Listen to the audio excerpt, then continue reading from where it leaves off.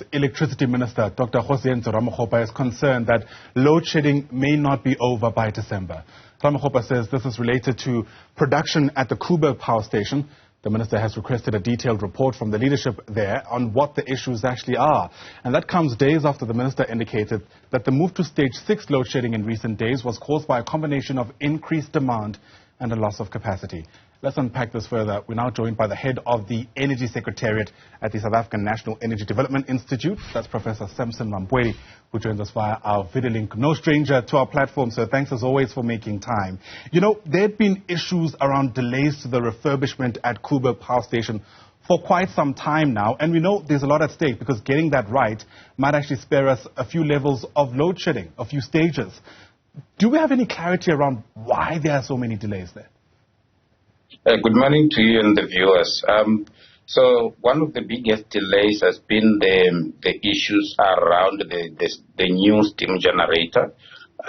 When it was first delivered, it had defects. It was coming from a French company, and they had to deal with those defects.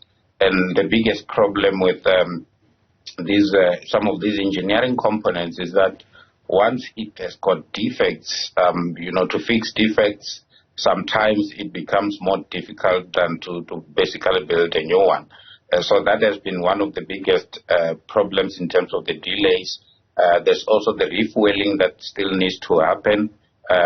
That's also another challenge or another delay that has been experienced with the unit that is down now for maintenance and refueling. And once they are done with the one unit, they need to also do the same on the other unit. And when they take down one unit, it's more than 900 megawatts that's down, and that is base load. That's very critical at this particular point in time. So I understand why the minister is very worried. Yeah. So then, were we too ambitious in our reliance on this particular substation to begin with? In other words, could these delays have been factored into the planning to spare us this disappointment, quite frankly? It's quite difficult for these kind of delays to be factored into the plan, into any plan. It's the same with the rest of the other delays. In returning some of the units when they go down for either for maintenance or through breakdowns, and that has been the biggest problem with load shedding. It has always been the delays in the implementation of something. As we see it now, there have been serious delays in the implementation of the President's Energy Action Plan. And things started moving a little bit at a better pace when the President appointed Minister Ramokgopa to start running with that particular program or project. But that all on its own had its own delays, and that's why we are where we are today. And I agree with the minister. I don't see load shedding coming to an end in December.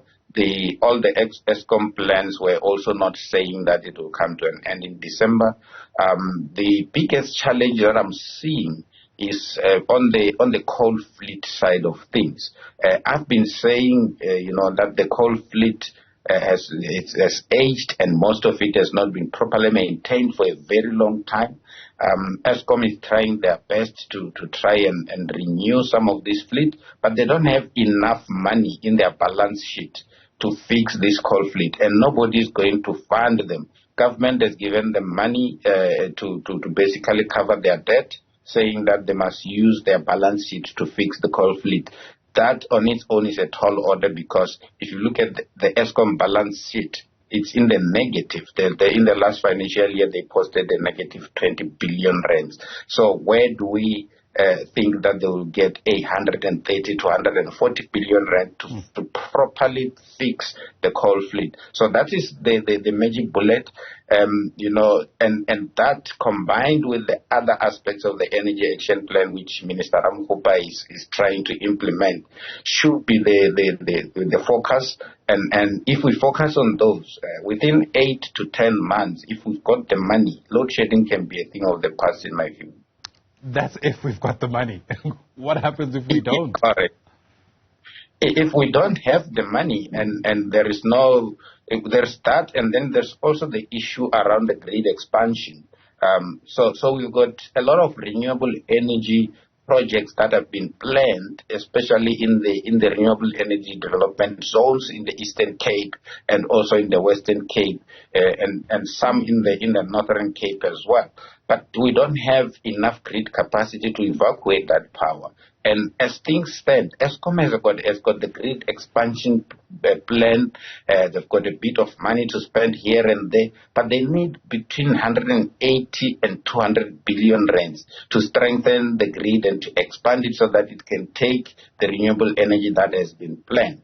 But as things stand also, we still don't know where that money is going to come from. The of electricity at some point was talking about coming up with some other plans. We are yet to see the actual plans, the model, which is basically like the model that we see with e-tolls, where the people come and build the grid, they operate it for a particular period, and afterwards they then hand it over to the nation.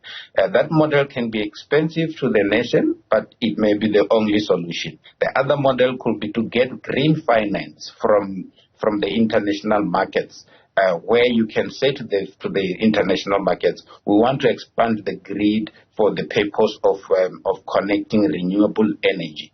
And if you approach it that way, you're most likely going to get cheap finance, much cheaper than the debt that Eskom is sitting at now. But the appropriation bill does not allow Eskom to go out there and borrow. Who should be able to borrow for Eskom, we don't know. Sure. That's interesting, because my next question was around, you say this financing would be at a much cheaper rate, but, I mean, it would come with great expectations, right? If you get money for that intended purpose, you need to see that project through. And sadly, we know that we have a reputation in this country where, in many instances, that doesn't happen. Yeah, that is the other issue. If we get money from the markets, it comes with conditions, and the main condition basically is that the project should be on time, the project should be seen through, and there's a stage at which we must start to pay back the money. And if you look at the Eskom balance sheet, it won't be able to borrow. I understand why government said no further borrowing on against the Eskom balance sheet. It will even be difficult for the markets to borrow money to Eskom. So government, in my view, needs to make a bold decision. We need to look at the cost of unserved energy. That is in the region of something like around 5 billion rand per year. And that is wiping out, a lot of things in the economy. That's why the economy is not growing. That's why the jobs are being wiped out. The rate of unemployment is too high. So government needs to look at how can we reprioritize the budget and be able to start giving money or making money available for the Eskom, for some of the Eskom projects, and maybe not manage them through Eskom, but find a way of properly managing these particular projects and the money that will be made available for the grid expansion and also for fixing the coal fleet or building new generation capacity. Yeah. There has to be a bold decision taken or around those issues. Otherwise, we will be sitting here 2-3 years down the line still talking about load shedding. Goodness gracious me. Hopefully not. Hopefully that bold decision is forthcoming rather sooner than later. Prof, thanks very much as always for helping us think through these rather complex issues that affect us so greatly. Professor Sampson Mamphweli is with the SA National Energy Development Institute. Appreciate your time once again on the AM Report.